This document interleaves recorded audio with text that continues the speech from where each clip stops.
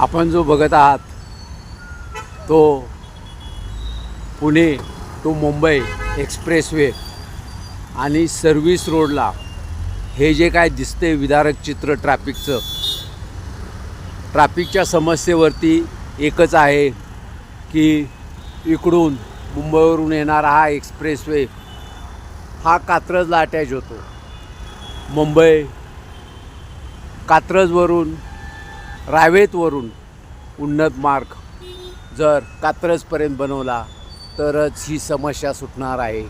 कारण सर्व्हिस रोडसुद्धा सगळे पॅक होत आहेत. असो, ह्याच्यावरती सोल्युशन एकच आहे, एलिव्हेटेड उन्नत मार्ग बनावा लागणार आहे एक्सप्रेसवेच्या वरून.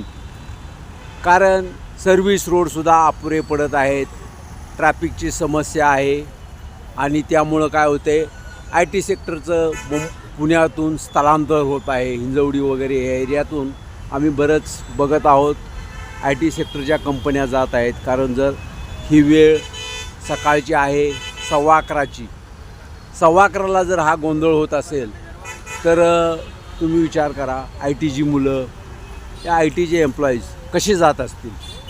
ह्या समस्येवरती एकच रामबाण सोल्युशन आहे, रावेत ते कात्रजपर्यंत उन्नत मार्ग बनवणे. सामाजिक मंथन यूट्यूब चॅनल जर सबस्क्राईब केला नसला तर आम्ही अशाच पुणेकरांच्या समस्या मांडणार आहोत.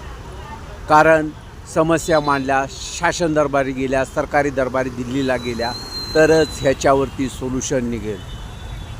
आपण यूट्यूब चॅनल सगळ्यांनी सहकार्य केलं पाहिजे. अशा बसेस वगैरे मध्यंतरी बंद पडत आहेत, काय करणार गव्हर्मेंट तरी? तुम्ही विचार करा.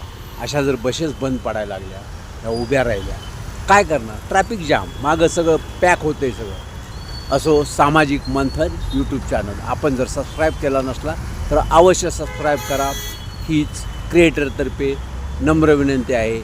धन्यवाद. जय हिंद, जय महाराष्ट्र, जय भारत माता की जय हो. सामाजिक मंथन.